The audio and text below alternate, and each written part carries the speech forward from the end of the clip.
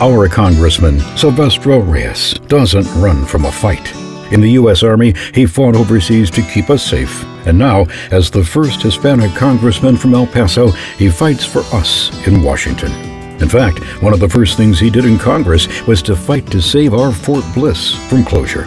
Now he fights for the things we all need, like a good education and a chance to go to college, access to health care we can afford. He fights for small businesses, for jobs, and for retirement security. He fights for the little guys. He fights for you and for me. And now he's under attack by some corporate fat cats who think they can buy this election. But we won't let them. He fights for us. Now we'll fight for him. On May 29th, vote Congressman Silvestre Reyes. Paid for by the American Worker. www.theamericanworkerpac.com. Not authorized by any candidate or candidates committee. The American Worker is responsible for the content of this advertising.